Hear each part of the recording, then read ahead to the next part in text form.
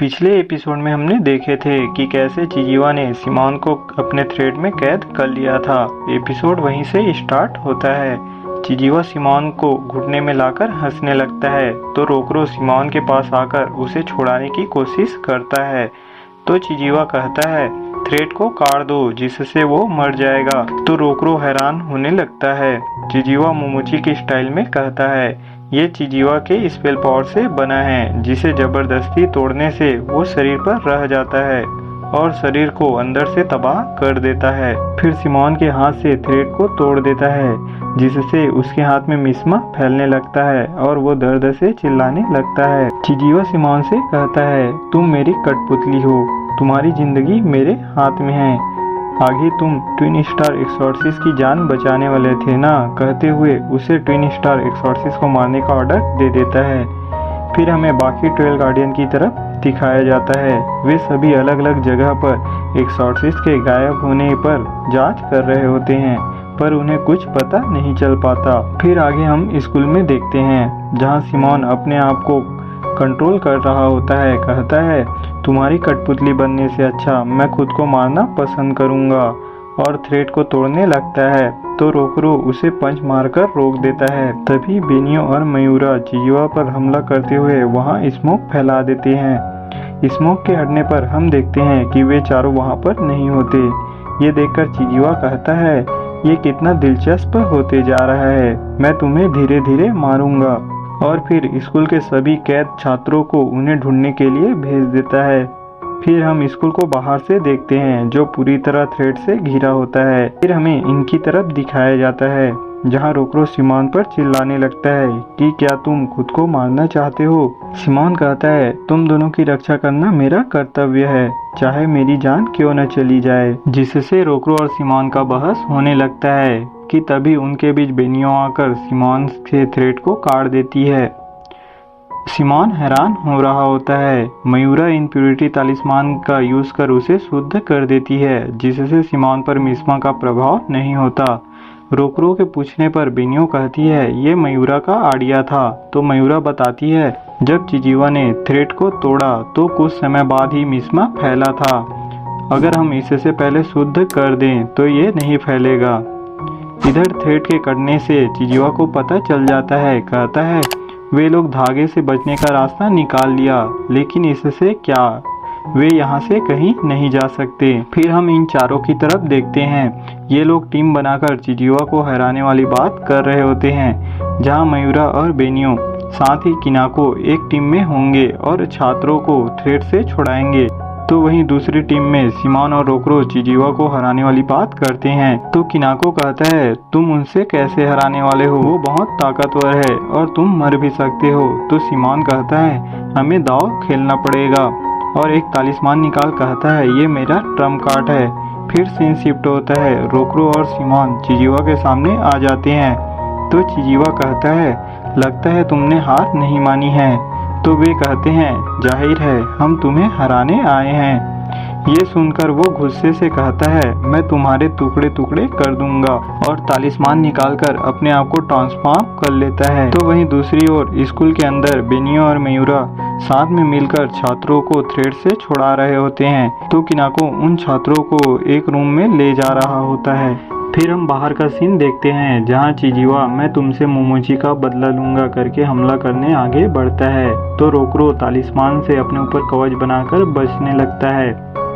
Simone उस पर हमला करता है और वे दोनों बारी बारी हमला करते हैं पर चिजीवा उन पर भारी पड़ने लगता है और सिमोन को दूर कर रोकरो पर हमला करता है। तो रोकरो उसके हमले को रोक कर कहता है मैं सारे केगारे को एक्सॉर्सिस्ट कर बिना लड़ाई वाली दुनिया बनाना चाहता हूँ। और फिर सिमोन को इशारा करता है तो सिमोन यही मेरा ट्रम्प कार्ड है करके अपनी डिवाइन एन्चेंटमेंट वाला तालिस्मान निकाल लेता है और उसे यूज करने लगता है। फिर हमें कुछ समय पहले का सीन दिखाया जाता है जहाँ सिमोन रोकरो को उस तालिस्मान के बारे में बताता है इससे मेरा पावर 10 गुना बढ़ जाएगा लेकिन ये सिर्फ 5 मिनट ही रहेगा, लेकिन इसके बाद मेरे पास लड़ने के लिए पावर नहीं होगा, मैं कमज़ोर हो जाऊंगा। इसका इस्तेमाल तभी करना होगा जब जीत का चांस ज़्यादा होगा। तो रोकरो कहता है ठीक है मैं उसका ध्यान भटकाऊंगा। फिर हम प्रेजेंट में देखते हैं जहां सिमोन उस तालिस्मान का यूज करते ही चिजीवा को मुक्का मारकर रोकरो से दूर कर देता है और रोकरो को आराम करने के लिए कहता है। तो वहीं रोकरो उसके डिवाइन पावर को देखकर हैरान होने लगता है। सिमोन, हजारों सालों से ये लड़ाई चलती आ रही है, मैं उनकी रक्षा के लिए तुम्हें एक्सॉर्सिस्ट करूंगा कहते हुए आगे बढ़ता है। फिर हम स्कूल के अंदर देखते हैं जहाँ बेनियो और मयूरा मिलकर काफ़ी छात्रों को बचा लिए होते हैं। फिर भी उनके पास और छात्र आ रहे होते हैं, लेकिन उनका इनप्योरिटी तालिस्मान खत्म होने लगता है। तो वे तीनों एक रूम में जाकर वहाँ बैरियर लगा देते हैं। तो वे छात्र बैरियर पर हमला करने स्टार्ट कर देते हैं। ये सुनकर वे तीनों चौंक रहे होते हैं। फिर हम चिजीवा और सिमोन की फाइट की तरफ देखते हैं जहां सिमोन के हमले से चिजीवा दूर जा गिरता है। तभी सिमोन का शरीर सून पड़ने लगता है। तो वो सोचता है कि क्या 5 मिनट हो गए हैं? नहीं, ये उस थ्रेट के कारण है जिससे मेरा स्पेल पावर कम हो गया है। उसे देखकर चिजीवा हंसते हुए कहता है, लगता है तुम अपनी लिमिट पर हो। लेकिन सिमोन अपने आप पर कंट्रोल कर चिजीवा पर हमला करता रहता है और रोकरो ने जो उस पर विश्वास किया है उसे याद करता है। कहता है, अगर अब मैंने अपनी लिमिट नहीं बढ़ाई तो कब बढ़ाऊंगा? और फिर अपनी आखिरी मुंह गोल्डन विंग से तलवार बनाकर चिजीवा पर हमला कर देता है, जिसे चिजीवा रोकने की कोशिश करता है, पर वो चिजीवा के शरीर के आर पार हो जाता है, जिसके कारण चिजीवा वहां नीचे गिर जाता है और वो हार जाता है। इधर चिजीवा के हारने से वे छात्र बैरियर पर हमला करना रोक देते हैं और वो किसी पुतले की तरह रुक जाते हैं। उन्हें देखकर वे लोग भी बाहर हो रहे फाइट की तरफ आ जाते हैं। तभी चिजीवा तुम्हारा हो गया करके मोमोची का बहुत सारे पपेट बाहर निकाल लेता है। कहता है, मैं एक बार मर जाऊं तो तुम सब भी मोमोची के धमाके से मर जाओगे। ये सुनकर वे चारों हैरान होने लगते हैं। वो आगे कहता है, मोमोची वो था जिसने मेरा अकेलेपन को दूर किया, इसलिए मैंने उसे बनाया। मैं तुम सबको मार दूंगा, ये कितना शानदार होगा। तो बेनियो, मैं तुम्हें ऐसा नहीं करने दूंगी कहती हुए पपेट को नष्ट करने जाने लगती है। तो चिजीवा कहता है, उनमें से एक पर हमला करते ही सभी फट जाएंगे। शुरू से ही तुम लोगों को बचने का कोई रास्ता नहीं था। और हंसते हुए, तुम सब मेरे साथ आ रहे हो करके सभी पपेट को उड़ाने लगता है। पर रोकरो एक तालिस्मान से चिजीवा के सामने एक स्पेल कास्ट करता है, जो पपेट के सामने भी हो जाता है। यह इस प्रकार का स्पेल होता है जिसमें एक साथ अलग अलग जगह पर हमला किया जा सकता है, जिसे रोकरो ने अपने ट्रेनिंग के दौरान बनाया होता है।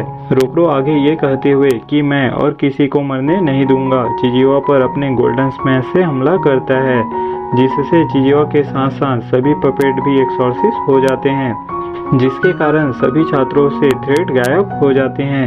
ये चारों जीत की खुशी मना रहे होते हैं और रोकरो और सिमोन के बीच भी दोस्ती हो गई होती है।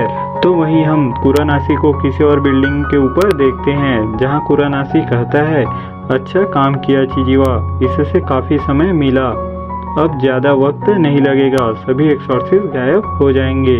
फिर सीन शिफ्ट होता है, हम विला में देखते हैं जहां बेनियो और मयूरा खाना बना रही होती है। तो वहीं रोकरो और सिमोन बैठकर बात कर रहे होते हैं। तभी सिमोन को हेडक्वार्टर से फोन आता है, तो वो बात करने के लिए बाहर आ जाता है, जहां सिमोन जो हुआ उसका रिपोर्ट दे देता है। तो एक्टिंग हेड एक्सॉर्सिस्ट उसे वापस हेडक्वार्टर में बुलाता है। सिमोन के पूछने पर वो कहता है, एक बार सभी 12 गार्डियन इकट्ठा हो जाएं तो मैं सभी को एक साथ बता दूंगा। तो सिमोन ठीक है करके फोन रख देता है। तभी रोकरो उसे डिनर के लिए बुलाता है, पर वो माफी मांगते हुए वहां से चला जाता है और इसी के साथ एपिसोड खत्म हो जाता है।